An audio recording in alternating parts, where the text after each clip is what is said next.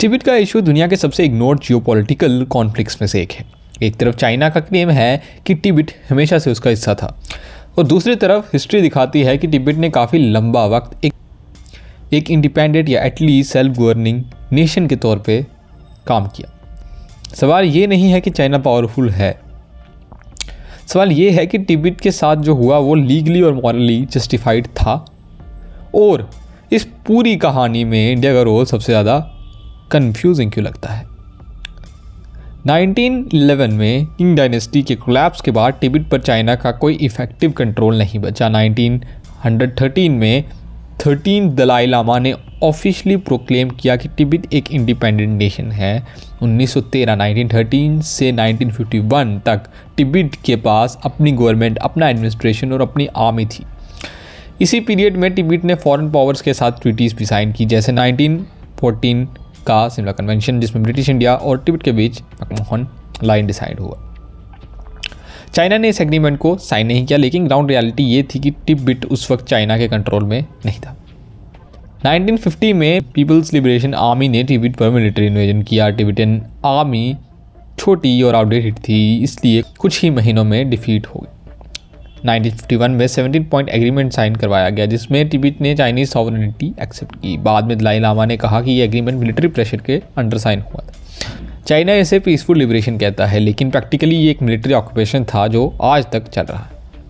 Tibet China के लिए सिर्फ एक कल्चरल इशू नहीं था, बल्कि एक स्ट्रैटेजिक नेसेसिटी थी। तिब्बत प्लेट्यू एशिया का हाईएस्ट मिलिट्री ग्राउंड है और एशिया की मेजर रिवर्स यहाँ से निकलती है। तिब्बत पर कंट्रोल का मतलब इंडिया के साथ एक direct buffer zone, natural resources पर कमांड और चाइनीज़ टेरिटोरियल यूनिटी का कंप्लीशन। माओ के लिए तिब्बत, शिनजियांग और इनर मंगोलिया को कंट्रोल करना आइडियोलॉजिकल और स्ट्रैटेजिक दोनों लेवल पर ज़रूरी था।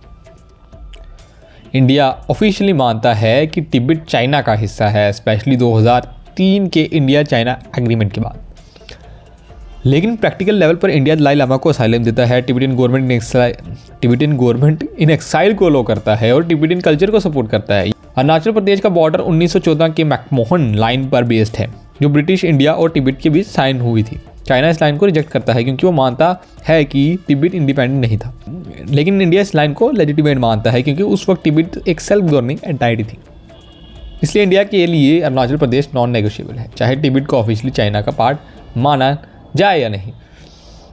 सच ये है कि इंटरनेशनल पॉलिटिक्स में मॉरलिटी से ज़्यादा पावर मैटर करती है। तिब्बत इसलिए हार गया क्योंकि वो मिलिटरली वीक था, और चाइना इसलिए जीत गया क्योंकि वो पावरफुल था। इंडिया ने कॉन्शियसली एम्बिग्युइटी चूज़ की है, तिब्बत पर मॉरल सपोर्ट, अरुणाचल पर हार्ड स्टैंड और चाइना के साथ डायरेक्ट वॉर से बचाव। ये है, ये आइडियल सिचुएशन नहीं है, लेकिन करंट जियोपॉलिटिकल रियलिटी में ये इंडिया के लिए सबसे प्रैक्टिकल अप्रोच है, शायद या शायद नहीं भी। ये वक्त बताएगा, वक्त ने बताया भी है।